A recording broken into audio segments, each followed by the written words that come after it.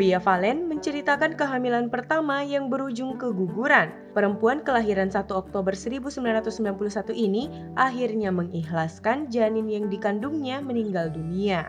Dokter memvonis jika janin Via tidak berkembang dan detak jantungnya sudah tidak terdeteksi.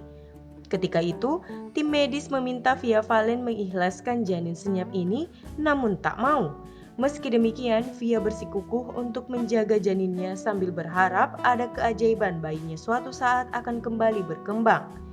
Keyakinan itu diperkuat karena pelantun sayang itu mendengar berbagai cerita yang membuktikan kondisi janin Via masih bisa diselamatkan. Via Valen bahkan sempat berkonsultasi ke spesialis fetomaternal, tapi tetap mendapat saran untuk melakukan kuret. Ia pun tetap menolak hingga mengaku tak mau pergi ke dokter lagi sampai akhir tahun. Kemudian, pada 20 Oktober, kondisi Via Valen semakin memburuk karena dia mengeluarkan flek. Ia mengaku menghiraukan kejadian itu sehingga tetap melanjutkan aktivitas bermusiknya. Suami Via Valen, Cefra Yolandi, sempat membujuknya untuk pergi ke rumah sakit agar mendapat perawatan. Tawaran bantuan suaminya ditolak karena merasa rasa sakitnya masih bisa dikendalikan. Ia bahkan memutuskan untuk tetap lanjut tampil di atas panggung dan menyanyikan sejumlah lagu. Rasa sakitnya pun semakin menjadi-jadi ketika Via selesai manggung dan pulang ke hotel. Puncaknya, darah keluar deras saat Via Valen berada di kamar mandi hotel.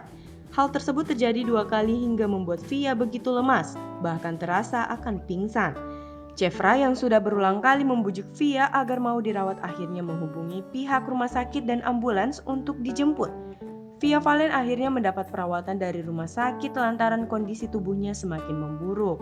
Di sisi lain, ia juga mengaku tidak menyangka kondisinya begitu fatal hingga butuh transfusi darah.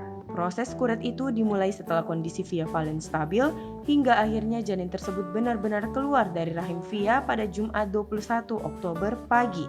Di akhir ceritanya, Via Valen mengaku banyak belajar dari pengalaman tersebut. Ia pun berjanji akan lebih peka terhadap kondisi kesehatan termasuk dengan tidak memaksa diri jika sedang sakit. Tim Kreatif Herald Indonesia.